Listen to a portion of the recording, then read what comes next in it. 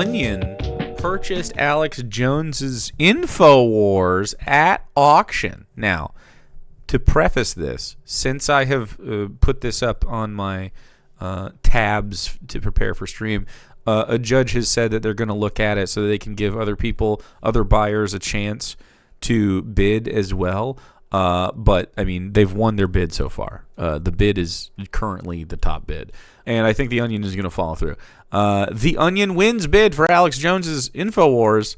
They won the auction for control of conspiracy theorist Alex Jones' InfoWars media platform, which was put up for auction by court order to pay off more than $1 billion he owes to the family of Sandy Hook shooting victims. They're calling, of course, the Onion a satire publication.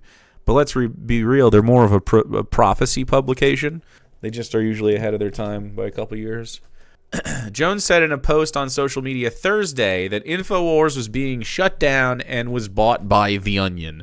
The families won a defamation suit against Jones in 2022 after they said Jones used his platform to push conspiracy theories that the 2012 mass shooting that killed 20 children and 6 adults was a hoax. The purchase has the support of families, according to a statement shared with USA Today. I love that because it means that The Onion went to the families and they were like, do you guys want to do some funny shit? Do you guys want to do some funny shit to Alex Jones? Really ruin his day? And they were like, yes, we'd like that. The Onion plans to, quote, end InfoWars' relentless barrage of disinformation for the sake of selling supplements and replace it with The Onion's relentless barrage of humor for good. According to the statement, every town for gun safety will also advertise on the relaunch site. It said, nice. Okay, so they're giving the advocacy group that the Sandy Hook family started ad space. That's cool. The Onion announced the news with its typical brand of humor. Quote, The Onion is proud to acquire InfoWars, and we look forward to continuing its storied tradition of scaring the site's users with lies until they fork over their cold, hard cash. Or Bitcoin. We will also accept Bitcoin. The Onion published a satirical release as well, written for the perspective of the CEO. Whoa. Satirical release? Are you saying that here's why I decided to buy InfoWars by Bryce P. Tetrader of Global Tetrahedron? Are you saying this guy's not real? Here's the article from Global Tetrahedron. Today we celebrate a new addition to the Global Tetrahedron LLC family of brands. And let me say, I really do see it as a family. Much like family members, our brands are abstract nodes of wealth, interchangeable assets for the patriarch to absorb and discard according to the opaque whims of the market. And just like family members, our brands regard one another with mutual suspicion and malice. All told, the decision to acquire InfoWars was an easy one for the Global Tetrahedron Executive Board. Founded in 1999 on the heels of the Satanic Panic and growing steadily ever since, InfoWars has distinguished itself as an invaluable tool for brainwashing and controlling the masses. With a shrewd mix of delusional paranoia and dubious anti-aging nutrition hacks, they strive to make life both scarier and longer for everyone. A commendable goal. They are a true unicorn, capable of simultaneously inspiring public support for billionaires and stoking outrage at an inept federal state that can assassinate JFK but can't even put a man on the moon. Moon landing's fake. Through it all, InfoWars has shown an unswerving commitment to manufacturing anger and radicalizing the most vulnerable members of society. Values that resonate deeply with all of us at Global Tetrahedron. No price would be too high for such a cornucopia of malleable assets and minds, and yet, in a stroke of good fortune, a formidable special interest group has outwitted the hapless owner of InfoWars, a forgettable man with an already forgotten name.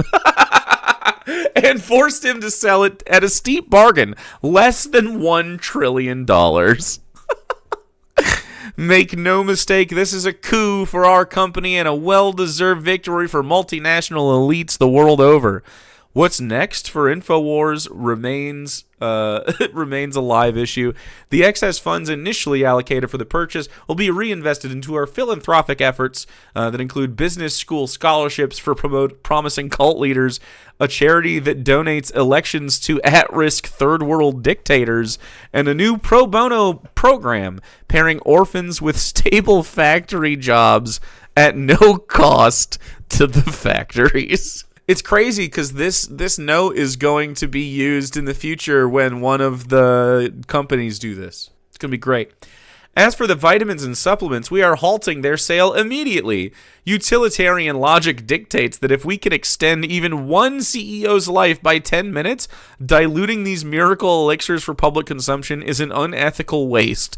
Instead, we plan to collect the entire stock of the InfoWars warehouses into a large vat and boil the contents down into a single candy bar-sized omnivitamin that one executive, I will not name names, may eat in order to increase his power and perhaps become immortal.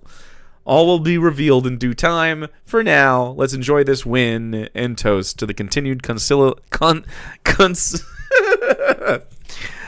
consolidation of power in capital. I want to say consolation so bad. Infinite growth forever. Bryce P. Tetrader, Global Tetrahedron CEO. Hey, is a Global Tetrahedron or The Onion sponsoring? I'll read your articles. So this is a W. This feels good. None of the right-wingers are happy about this, of course, because The Onion doesn't like them. I would be curious to find if there are some InfoWars guys who don't stay woke and accidentally arrive at new InfoWars and are fixed. Do you think that'll happen? I don't think so.